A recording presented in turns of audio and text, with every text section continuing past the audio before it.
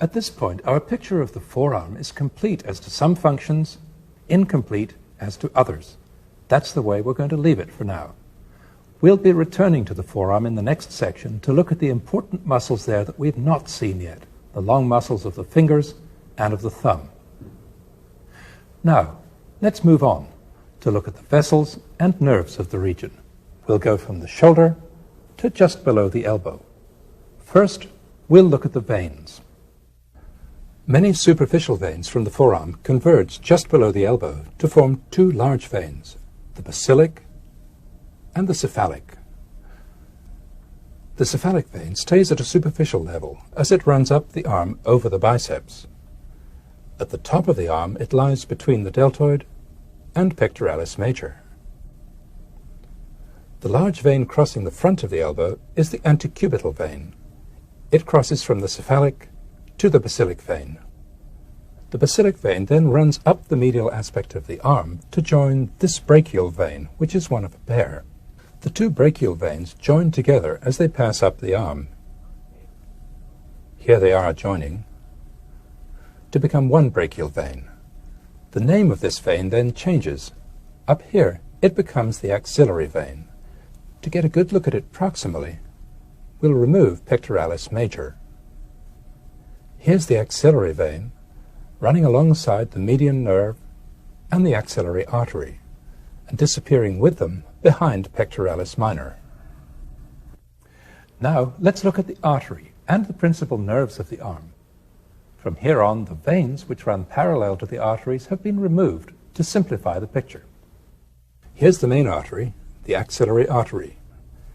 It emerges from beneath pectoralis minor, surrounded by major nerves. As it passes into the arm, its name changes. From here on down, it's the brachial artery.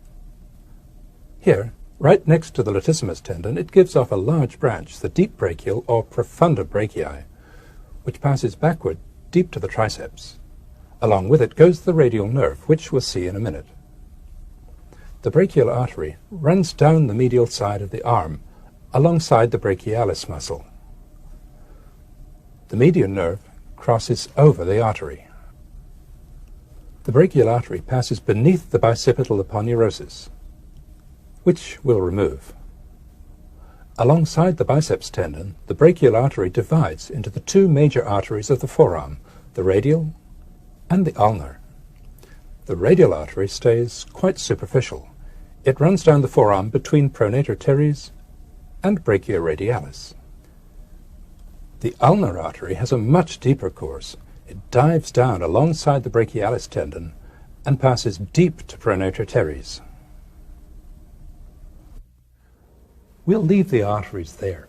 We'll see their further course in the next section. Now we'll go back up to the top and look at the nerves.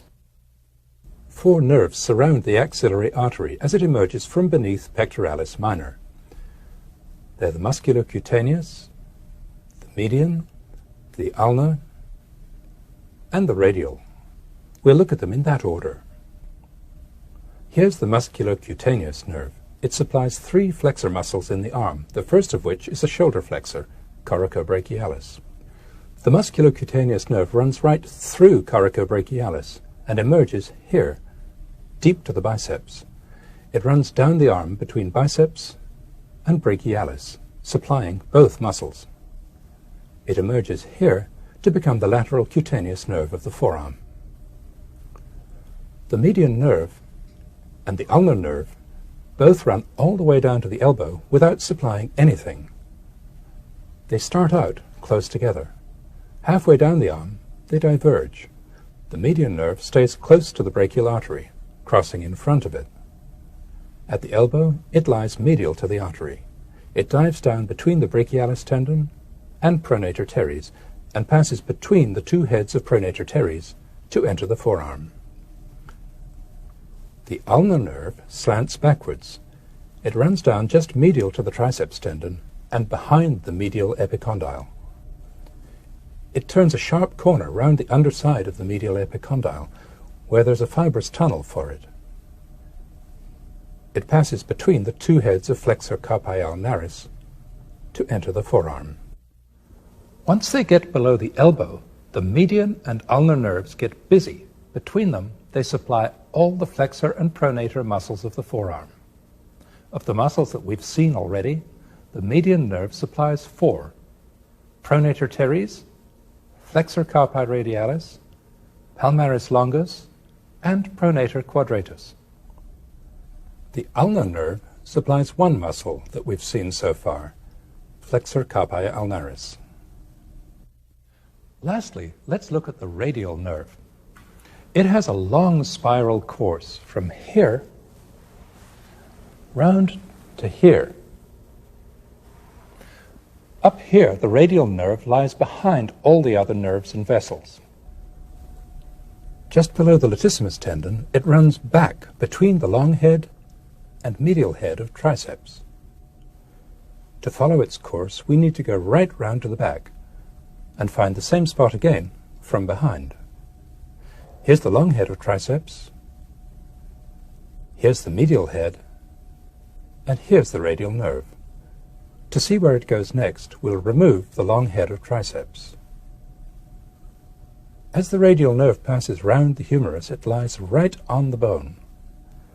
It runs between the medial and lateral heads of triceps, then runs beneath the lateral head to emerge here, still right on the bone, just above brachioradialis. Under cover of brachioradialis, it reaches the lateral epicondyle, where it divides into a deep or motor branch and a superficial or sensory branch.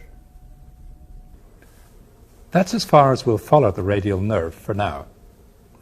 Of the muscles that we've seen, the radial nerve supplies the triceps,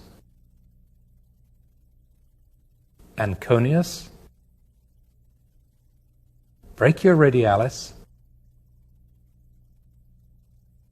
all 3 wrist extensors,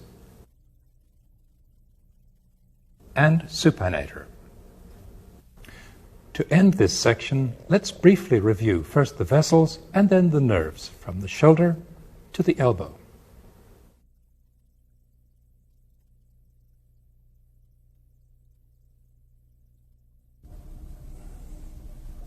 Here's the cephalic vein and the basilic vein, the antecubital vein, the brachial vein, and the axillary vein. Here's the axillary artery, the brachial artery, the profunda brachii artery. At the elbow, the radial artery and the ulnar artery. Now the nerves. Here's the musculocutaneous nerve, the median nerve, the ulnar nerve, and the radial nerve, with its superficial branch and its deep branch. That brings us to the end of this section.